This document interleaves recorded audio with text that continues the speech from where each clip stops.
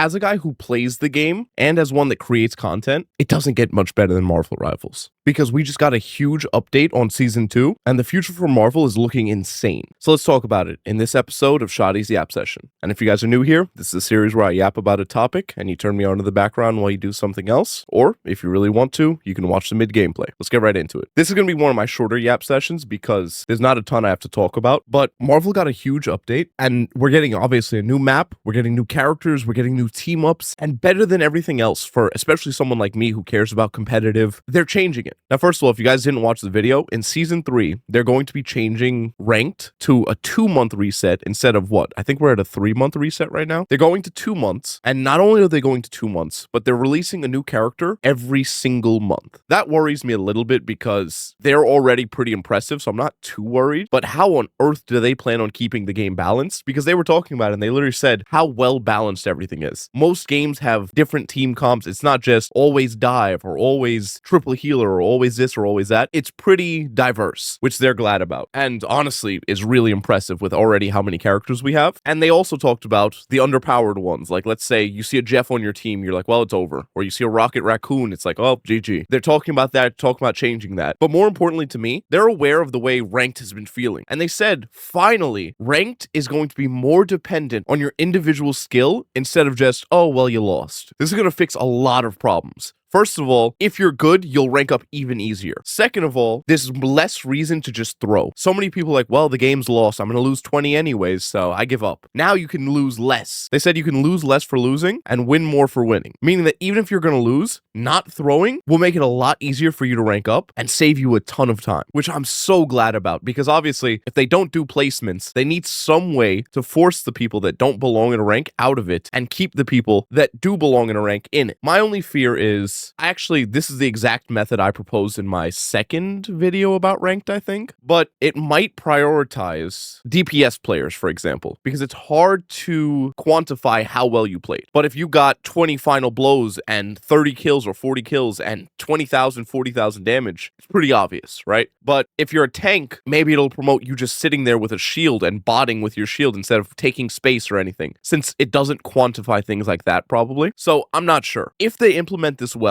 this is going to be great because now if you're good, you rank up. If you're not, you don't. And we don't have to worry about people with 5,000 games played with 30% win rate in your lobbies throwing. But that's not all. They're removing some of the old team ups. They're changing new team ups. Looks like Scarlet Witch is going to be meta now. There's so much going on. And it's so cool to see because as someone who creates content for it, there'll never be a dry moment, you know? There's something to talk about, and it's such a... The community and the company are in tune. It's not just we're talking to a wall praying that they hear us. They're actually listening. Now, NetEase, if you watch this video, God, please, reach out to me. I want some early access. Come on. You know, I get quite a few views on my videos. Let me get early access to try out some of the characters, please? But if you guys do watch this, I love you so much. Thank God, finally a company listens. Because there's so many games where I've been crying, why is this so bad? Why is it like this? Why is this system so terrible? And then everyone pretends like it doesn't exist. But now that we know that this game's gonna be fixed and you actually have a reason to be competitive again, check out this video so you can prepare yourself with all the best knowledge on Marvel Rivals to win every game you play. I love you guys. Have a good one. God bless you.